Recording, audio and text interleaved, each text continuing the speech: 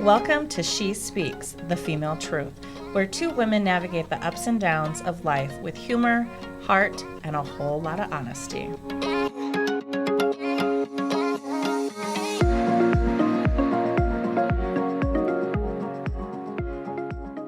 Hi, welcome back to She Speaks, the Female Truth. We are on our episode number 3. We've made it. Yay, us. Look at us. I'm so proud of us. If you didn't watch our last episode, or if you did, hopefully you did. If not, go back and watch it first. Yeah. We are wearing the exact same outfits because if you remember, I talked about how my closet, I have like a gazillion things in my closet. So you're just trying to do your part. I'm doing my part in like re-wearing things on purpose. And dragging me along with you. Yeah, because I do think that we were going to uplift each other, right? We talked about that. We're uplifting, but I will say I don't agree with her because I actually own a boutique. And I formally, I advocate for hundreds of clothes. Some of the things in my closet may or may not come from your store. Oh my gosh. Oh my gosh. It's so comfy though, like your clothes, like your t-shirts. Oh my God. I can't help so amazing. We can have an episode just on your store, like how amazing your there you clothes go. are. All right. How do we get to that though? I think we have to go through marriage. Yes, marriage. And so today we're going to talk about marriage, the tie that binds and suffocates. Let's talk about it. Okay, with that title though, I will have to say we advocate for being married. Yes. We do love our husbands. Even though it's suffocating sometimes. Sometimes it is. But I'm sure it's suffocating being married to me. I'm not the easiest person. Oh my gosh. I'm pretty sure my husband chokes often. Oh, I'm sure my husband questions his decision every morning when he wakes up. But that's not what this is the female truth, right? And we can't assume what they're assuming. And so we need to just speak our truth. He can do his own podcast. Could you imagine the two of them doing a podcast? I would subscribe quickly to that. I would comment all the time. You want to what? All the what time. do you say? Huh? What? I know. And here we are. No, Oh we my do gosh. love our husbands. And again, just a, what did you call it last time? A disclaimer. A disclaimer that we are not husband bashing. We are not men bashing. We are not, no. We are speaking our truth. We are talking about things that most people don't talk about. And while doing so, we're hoping to find some relatability between our viewers. We've gone through a lot in our lives between the two of us. And, even though we're similar in age, I mean, I am older. Not by much. But we have gone through a lot. Yeah. But yet completely different paths and different lives. Yeah, absolutely. And so that's what this is all about.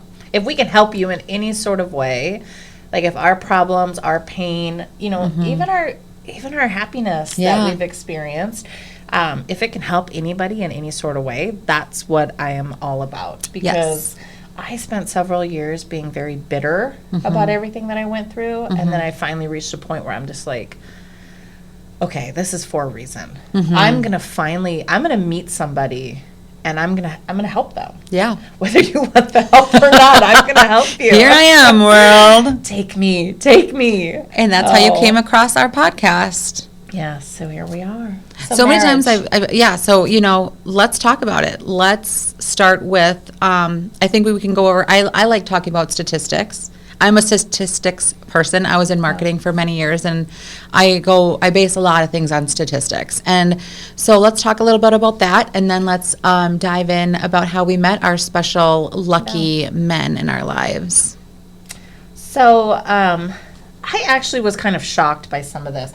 I'm a product of divorce. I'm a product of a broken home. I am actually somebody who believes in divorce. Now, before you come at me, I believe in divorce for certain reasons. I feel like sometimes people jump into things when they really shouldn't be jumping, and they take people off the cliff with them, and I just sometimes it's much better to call it quits than to continue down a very toxic or volatile path. Yeah, for sure. 100%. So I actually believe in divorce to a certain extent. And also by no means, just because I also believe in marriage, I would never give somebody advice if they are in a situation that is abusive and just not healthy for them mentally and physically, I would never say, well, you made a vow, you need to stick with it. By no means. But with that, I was actually kind of surprised at statistics. So 35 to 50% of first marriages end in divorce. Yeah. Which I kind of knew. Yeah. I kind of knew that it was about 50%. I knew a lot of people get divorced, but I'm like, that's half. Yeah. That's a lot. Yeah. It's definitely, what I read was it's less in different cultures. For sure, like other countries. But in the United States, it's high. It's even higher on your second marriage. This is where I got surprised. 60 to 70% of people that are in their second marriage result in divorce. You would think, okay, I didn't get it right the first time. Maybe I'm going to get it right the second time. Yeah. But it's even worse. Third time is not a charm. No, at it's not. all, Statistically showing. What did you say? It's not 75% or more. 75% of third marriages end in divorce. Which, to me, I mean, that surprises me. Yeah, that's what got me, the second and third. Because I also thought that, okay, you went through it. So I looked at this on both ends. I looked at it as, okay, maybe people are getting divorced because the second time around, because I think sometimes, and these are just our thoughts too, right? I think that people, it's really tough to make that decision in your first divorce. I would assume that is a very hard decision, and probably one even more hard when you have kids involved. Yeah, I couldn't imagine. And then it's kind of like when you rip that Band-Aid off, maybe the second time isn't so scary because you're like, oh, been there, done that. It's not as scary as I thought. So maybe it's like the second time isn't as difficult of a decision. And then the third time, it's like even easier. That's the only way that I can wrap my head around this as to why that would be the case. I would say, so we never claim to be experts. What? She may not be. I am quite an expert. Just kidding. I'm not as much of an expert as Deborah. But I just, like, if somebody has experienced divorce, whether it's your first, second, third, or whatever, I would really love to hear your comment on this and the thought process behind it. No judgment. Trust me. There's no judgment. Like I just said before, I believe in divorce. I believe it's there for a reason. It's hard for me to understand the whys. Yeah. But, I mean, it's not hard to understand a why once you know it. Well, and that's exactly it. And that's what I think. Right now, I'm just making an assumption that maybe the second time is easier because you've done it. Third time is even easier. So let us know if you've been through this a few times. Maybe you feel like you have less to lose. Yeah, and it's, again, no insult, because we are not ones to judge. The decisions we have made, that I have made in my life, I'm not writing home about. So, like, I'm not perfect, but I just want to know. I'm actually legit curious. I would say, though, marriage, aside from raising a human being, marriage is probably the second most difficult thing to do. Yeah. To actually stay with somebody, honor your commitment, like assuming your partner isn't, doing some naughty things, right? Right. Deal with them and their emotions and navigating all of it and being all of the things all the time.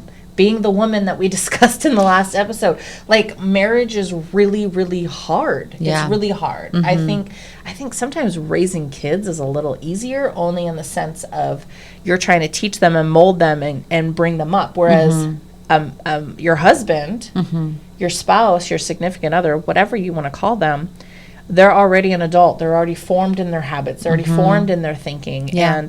And especially when the honeymoon phase is over, you have this adult, this person that is already formed in their thinking and their habits and everything. And it's not your responsibility to change them or fix them, so to speak. Right. So you kind of have to navigate through that and deal with it. And one thing that I actually tell my kids all the time, because I like to have really open conversations, but the age-appropriate open conversations.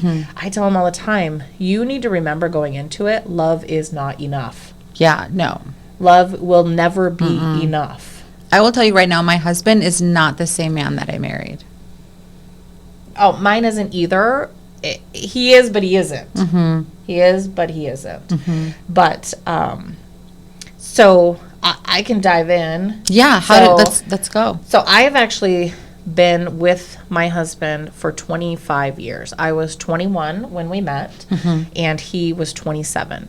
And I was, so at the age of 21, I was coming out of a very difficult phase in my life. Mm-hmm. Like extremely difficult. Like I had met him probably within 6 months of making some of the hardest choices I've ever made in my entire life. Mm-hmm. I had previously been with somebody that I was with since I was 16 years old, mm-hmm. and he turned out to be very abusive physically, mentally. Mm-hmm. I had just undergone something that was very life-changing for me, and it was fresh within 6 months. Mm-hmm. And we always joke about how we met. I was a store manager at Hollywood Video, and I loved Hollywood Video. Blockbuster. Yeah. So my husband tells everybody all the time his version of stories, and if you ever meet him, don't believe a single thing that man ever tells you. This story. He's ridiculous. Yeah. So I was a store manager at Hollywood Video. He was fresh from Minnesota. Then he moved to California. I was born in California, raised half my life there. And he comes in on a Saturday night, and he wants to open an account. And my employee was like, well, sorry, we can't help you. You have an out-of-state license. And he's like, can I just talk to your manager? So I came over, and I was very quick. I'm like, okay, fine.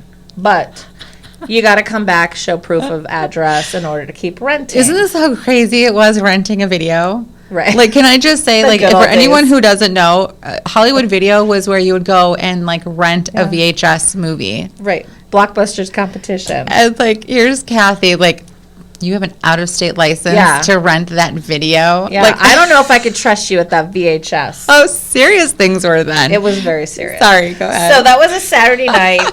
He came back on a Monday during the day when I was working and wanted to show me a piece of mail showing his proof of address. So, like, look at that. Like, right away. So 2 days later. Honest. Oh, yeah. Listen, I had him hooked. my hot little booty had him hooked. So he came in. I crap you not. The man was in every single day. Like, so much so that I was like, I feel like he's a stalker. Yeah. And I would tell my employees. So one time he finally says to me, and this was in like a little shopping mall with a grocery store in it. Like I don't know what you would call them here. Like a strip mall kind of thing, right? Sure. And so he goes, I'm going to barbecue. I'm going to grill for my dad because his dad was in town. Do you want to walk over to the store with me? Mm-hmm. Number one, I was like, dude's going to take me out back and murder me. Like, I'm going to my death. Yeah. But this poor man has been in every single day. Mm-hmm. How many videos is he possibly watching? Is he actually getting movies? Yes, but did he watch them? I don't know. And so I told somebody, and I was like, okay, if I'm not back in 20 minutes, call the cops. Oh, my God. Like, I literally said that. Listen, I lived in the Bay Area in California. Yeah. Right. This is an out-of-state guy. People were could be living out of his van. Yeah. Maybe he's the next Jeffrey Dahmer. I have no idea. Yeah. So I said that, and here we are, fast forward. All this time we've been together, but we started dating after that, and he was very much he's 100% not like me. Mm-hmm. Like, we could not be more opposite. Even at 46 years old, I look at him all the time. I'm like, you do realize that we are entirely different people. Like, he's from Minnesota. He's your typical Midwestern guy. He spent several years in the military. And here's me, born in California, 21, fresh. Like, I had the attitude of, I don't owe you nothing. Yeah. Like, yeah. No. And I remember, which is funny, at the time, I thought he was out of his mind. And I thought for sure we probably won't stay together. But at the time, he was like, we need to have rules. And I was like, F off. You don't know me.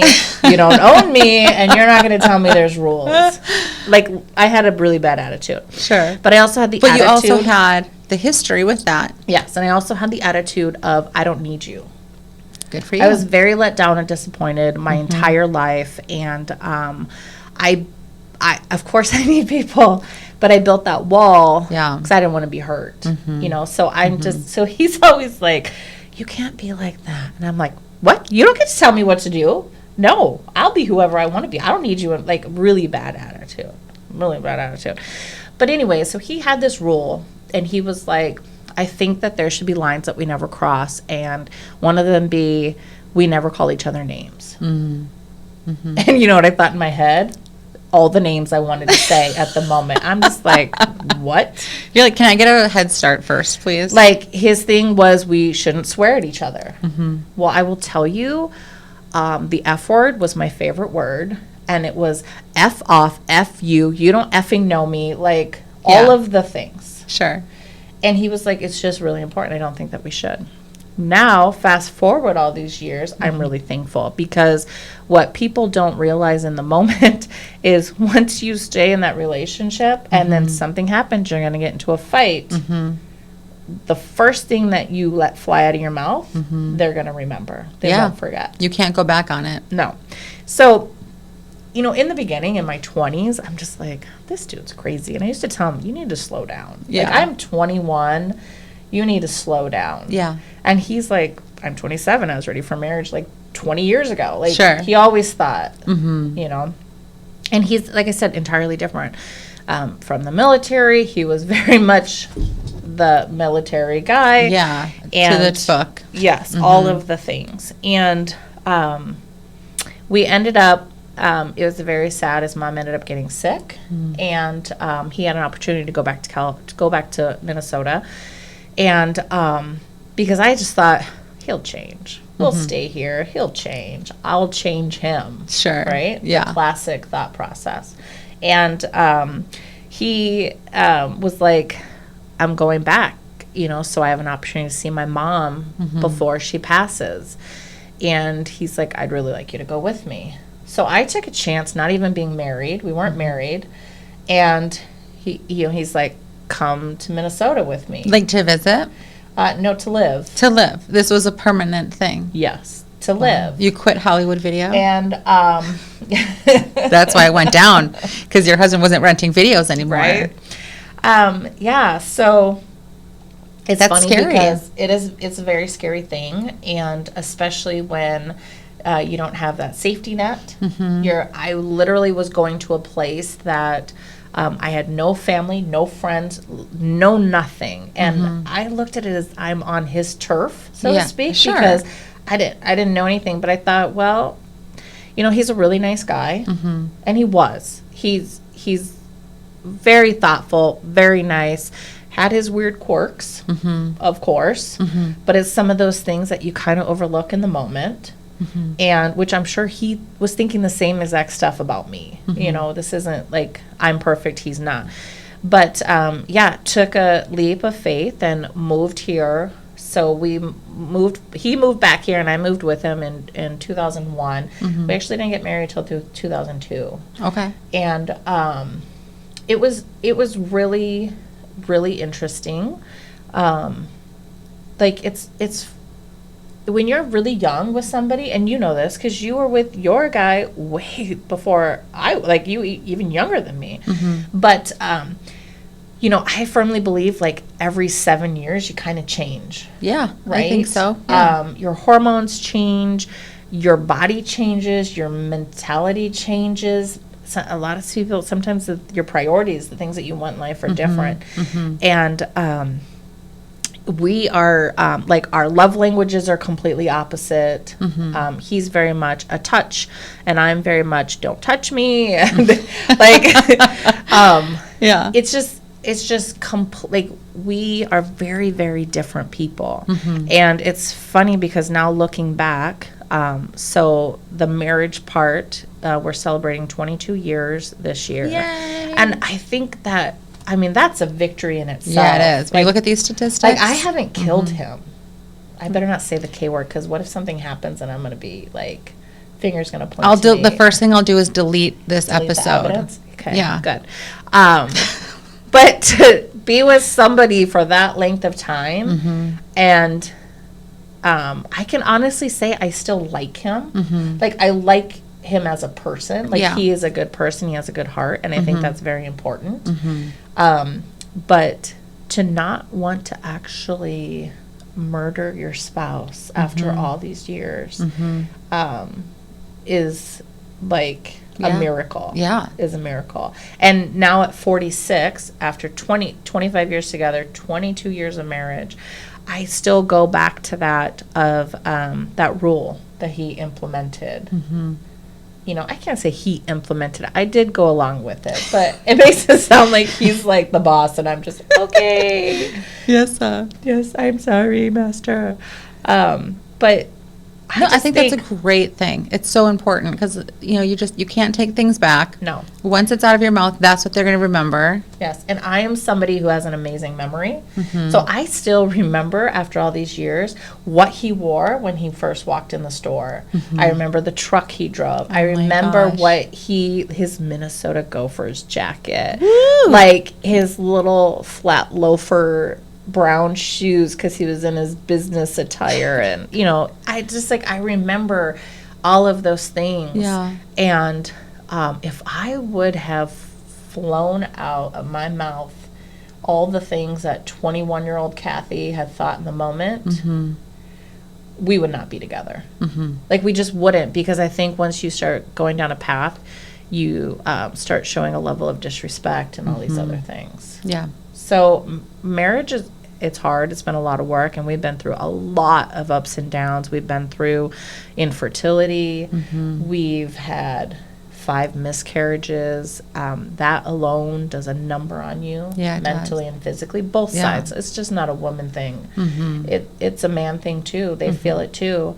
And your typical, you know, issues of getting along for all those years, you know, still trying to come together, still believing in the same things, raising kids, because you don't always agree on that, and still being able to come together again at the end of the day and say, love is not enough. I love you, yes, love is not enough, because people who love each other leave each other. Right. But I actually like you. Yeah. And I think that's important. Really important. So here we are, getting ready to celebrate 22 years. That's awesome. What do you think has been the hardest thing in your marriage so far? How different we are. I'm not saying you have to marry someone that's exactly like you, but we parent different. Our core values are the same, but we parent differently, and we were definitely raised differently. His parents were still together. They lived in a different neighborhood here in Minnesota. I lived in the Bay Area, which, you know, some really rough parts, and you know, I experienced a lot of things that he never did, and I'm not expecting him to relate to that. Like, I don't expect you to know exactly and relate. Yeah. But we joke around, like, he's military 100%. And anybody who's had a military spouse, like, you know, God bless them. You know, I always say he can do things that I'm not equipped to do. He can make decisions I'm not equipped to make. And that's okay. Yeah. Like, I think highly of him for that. And but, you know, they're set in their ways in a lot of ways, and it's like, you know, and I'm always like, you need to relax. Like, calm down. Like, take it easy there, buddy. And that's hard. It's hard. It's hard. It's hard when you're like this and you're trying to meet in the middle. Right. And I think it's just hard. I don't think there's any other word for it. It's hard. But I think even though when it's hard, you still have to actively make the choice that you still want to do the hard. Right. And I think that's what it is. I think that's how we've gotten through all these years, is talking about things and realizing we still want to do the hard together. Like, we don't want to do the hard separate. Yeah. God knows, I don't want to date anybody. Could you imagine going online and oh Lord, I'm too old for that. In all jokes aside, he did say, if I passed away, would you marry somebody else? I'm like, are you kidding me? I'm too damn old to train somebody else. Like, I'm good. I don't need that in my life. Yeah. I am fulfilled. Yeah. Like, no. Yep.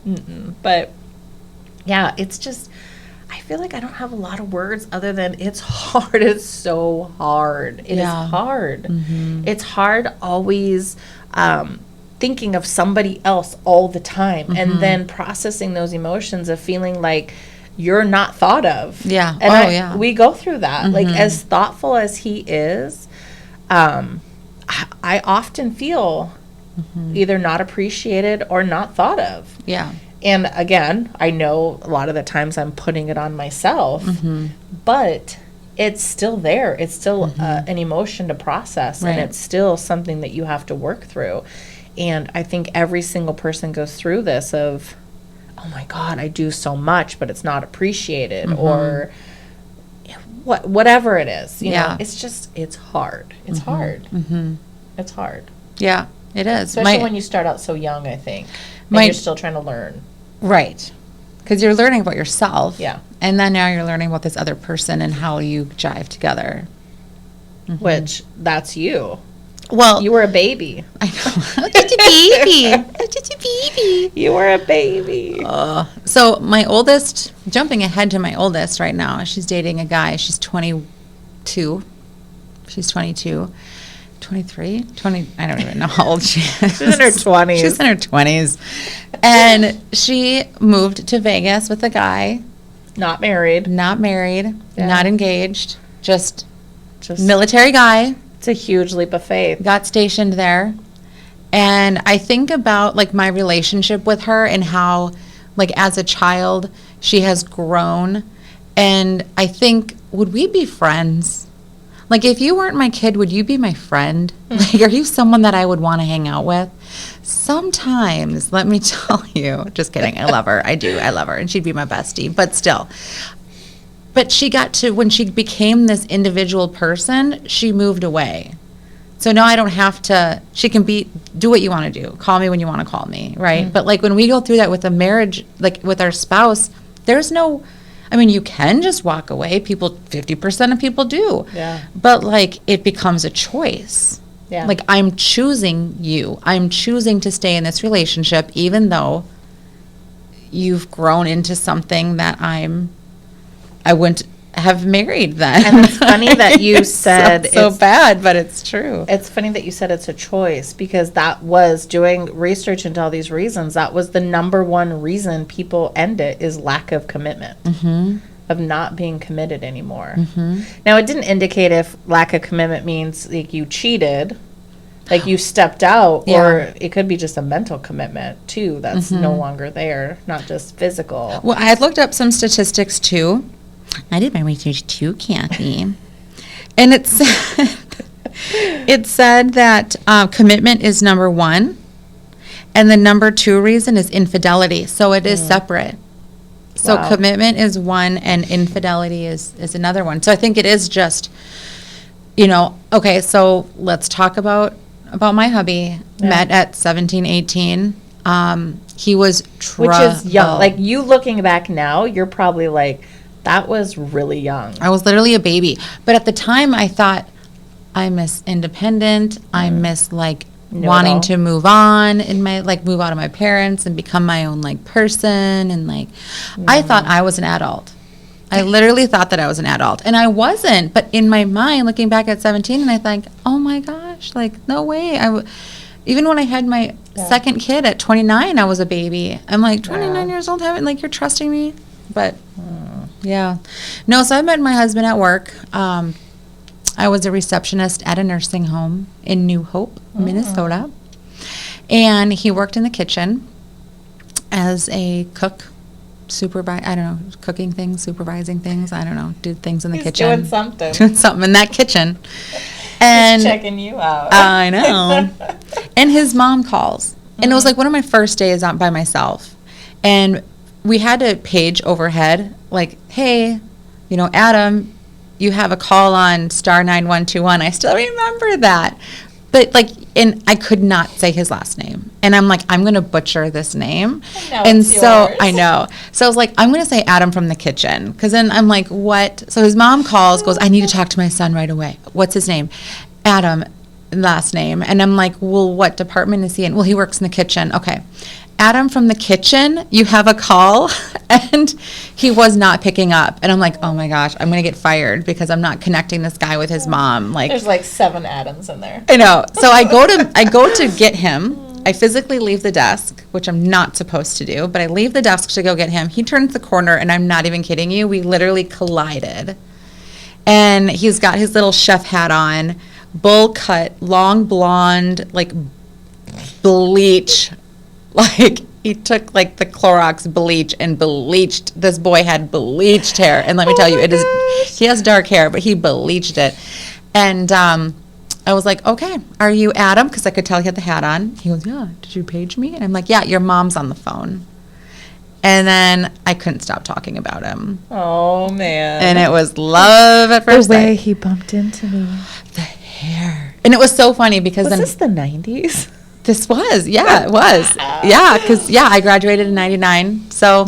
Was it when they would take the peroxide to do Yes. the good It old was days? so unhealthy. But that was what we did, right? Yeah. That's what we did. And so then I told one of the cleaners or housekeepers, I had the hots for him. And then all of a sudden one day he comes over and he sits in front of me in a chair and he takes his net off and flips his hair like a Ken doll. hairnet. And he's like, so I heard you like my hair.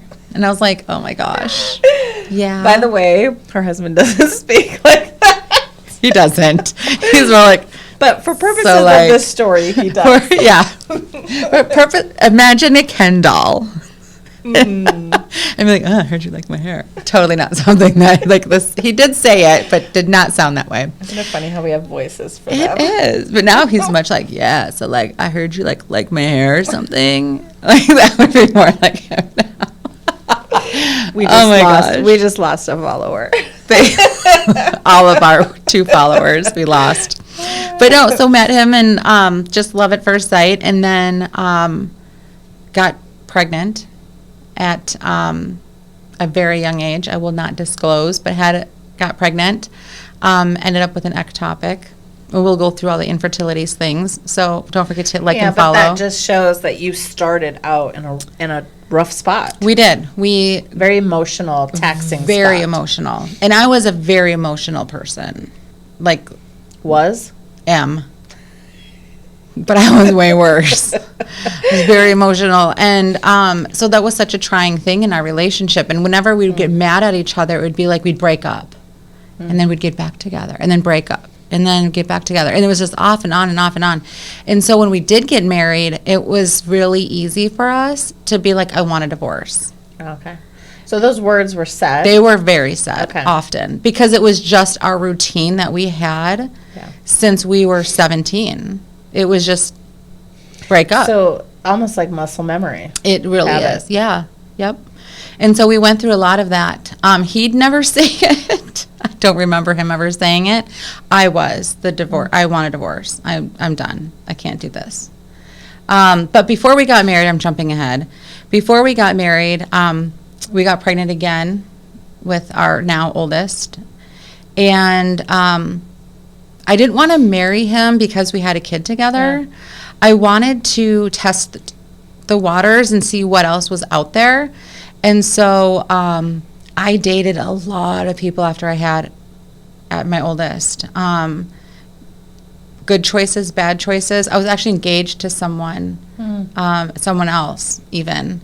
And so I just wanted to try all the things. And I left every single boy, Do you think partly though because you had a childhood, but it was kind of like that disruption, like it kind of ended with that first pregnancy though. It's kind of like forced you to grow up a little bit. A little bit.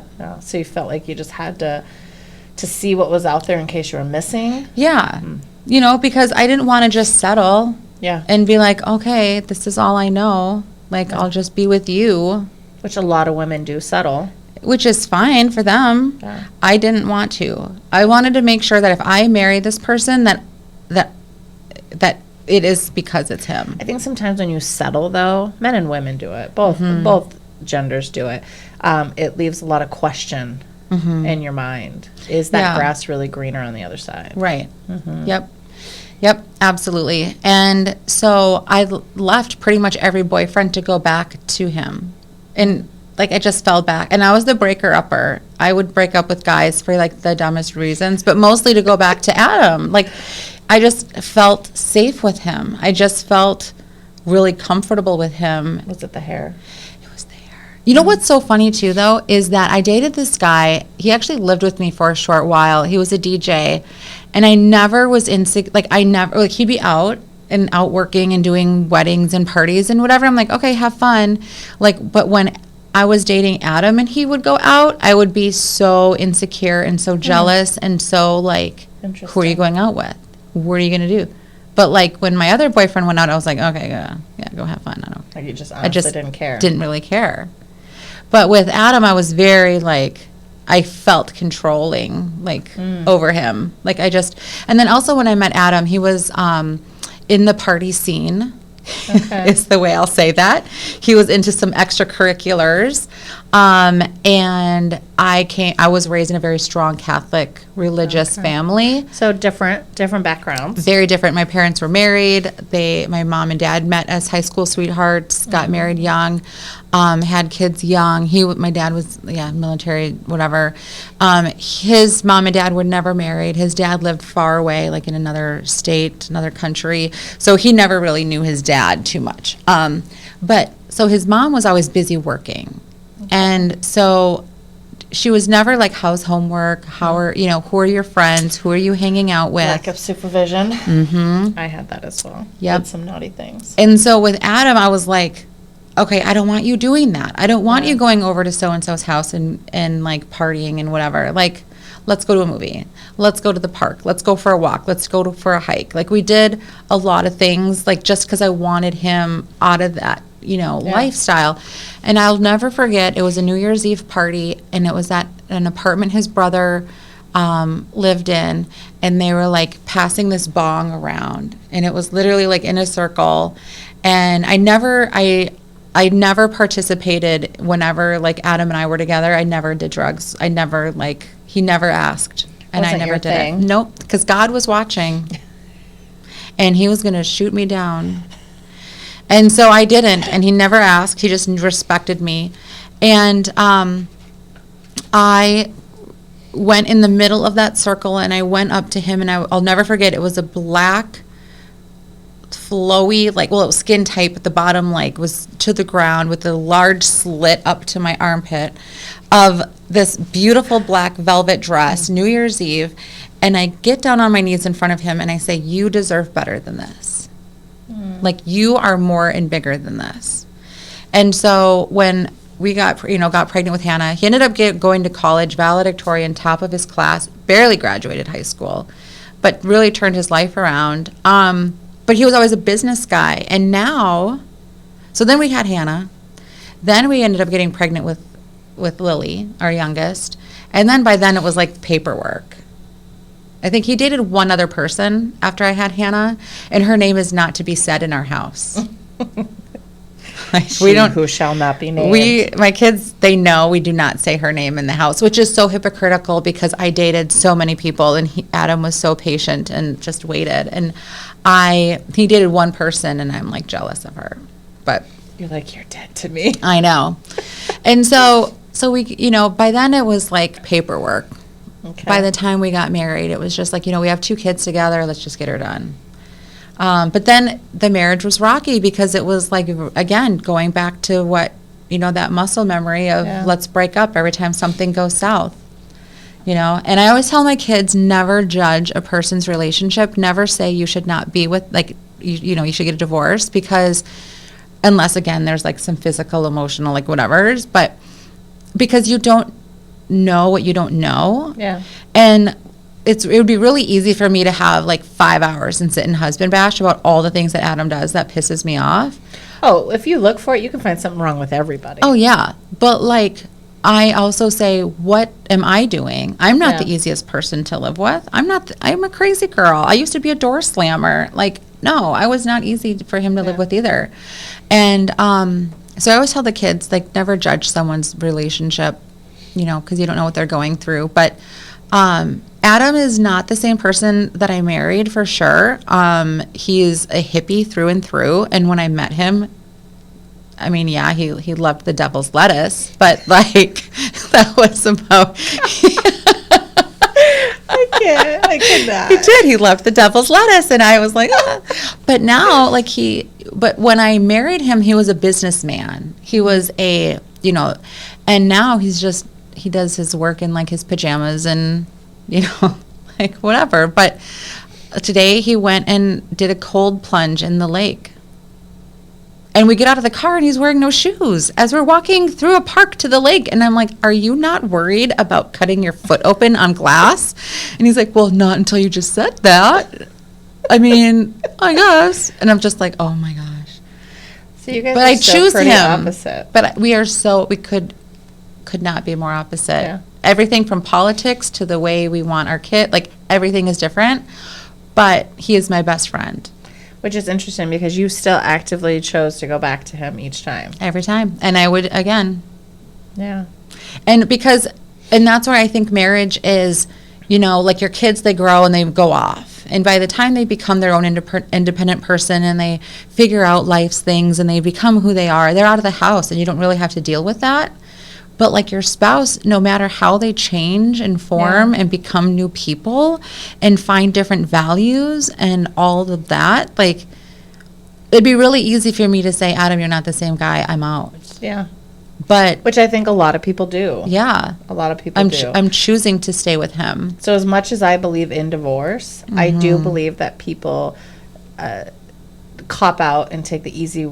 Not everybody, but I do believe that it would be easy for you to say, you're not the same person. Yeah. It's easy for me to say, we're just way two different people, And it's, like you said, it's back to a choice. It's making a choice, sticking with the commitment. I personally believe in God, and I made a vow, to my husband, like to God for my husband. But, regardless of what you believe in, marriage is still a commitment. Yeah. So even if you may not believe in God, but you still made a commitment. So it's sticking with that commitment for sure. Yep. But what do you think? I mean, as far as marriage is hard. It is super hard. It is hard. I would say don't judge yourself, though. Yeah. And I think, too, like for us, I think the hardest thing in my relationship with Adam is that,